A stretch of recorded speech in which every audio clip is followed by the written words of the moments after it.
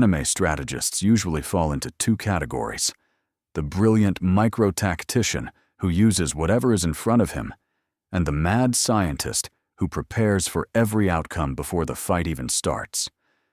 But what happens if you take Kisuke Urahara out of Bleach and drop him into Naruto, while sending Shikamaru Nara to manage Ichigo Kurosaki? Let's start in the hidden leaf. Naruto's biggest asset has always been raw power, but his biggest weakness was control and strategy. Drop Urahara into that equation, and the entire series breaks. Urahara wouldn't just teach Naruto how to hit harder. He'd analyze chakra on a molecular level. Over the following months, he'd designed seals to stabilize Nine Tails' energy instantly, turned shadow clones into walking, automated sealing traps, and quietly rebuild Konoha's entire defense grid from the ground up, treating the whole village like one of his experiments. By the time Pain attacks, Konoha wouldn't be destroyed.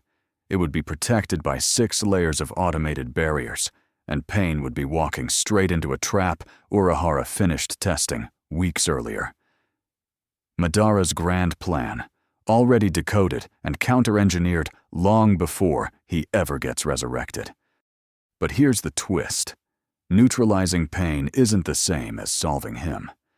Urahara can trap Nagato's bodies with all the science in the world, but he can't out-engineer grief. When Naruto finally reaches the real Nagato, it's not a seal or a barrier that ends the cycle of hatred. It's the same conversation that happens in canon. Urahara wins the war in a lab. Naruto still has to win the peace in person. Now flip the coin. Drop Shikamaru into Karakura Town. Shikamaru's genius relies on structure, patience, and reading enemy movements. The problem? Ichigo Kurosaki has 0 patience and 1 strategy: swing a giant sword and scream louder. Shikamaru would be utterly miserable, complaining the entire time about how much of a drag Soul Reapers are. But watching him manage Ichigo would be a masterpiece. Since Ichigo refuses to stay behind a defensive line, Shikamaru would adapt by using Ichigo as the ultimate bait. He'd use shadow manipulation to physically drag Ichigo out of harm's way when he overextends, or use spiritual pressure to anchor enemy Espada in place, right as Ichigo comes flying in with a Getsuga Tensho. Shikamaru turns Ichigo's mindless aggression into a surgical strike team. That is, until Aizen shows up. Kyoka Suigetsu doesn't just fight Shikamaru's tactics, it erases the board he's reading. Aizen's hypnosis means Shikamaru can plan the perfect trap around an enemy who was never actually there. For the first time, the genius is the one who's lost, and it's Ichigo's reckless, sword-first instinct that breaks through where careful strategy can't. Shikamaru hates every second of it, but even he has to admit, sometimes the wrecking ball wins.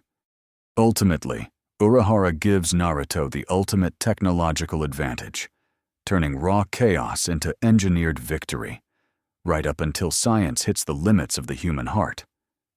Meanwhile, Shikamaru brings order to Ichigo's reckless instinct, right up until an enemy who can rewrite reality forces the wrecking ball to lead.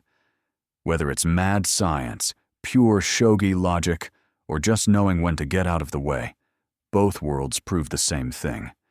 Even genius has a ceiling. So which twist got you more?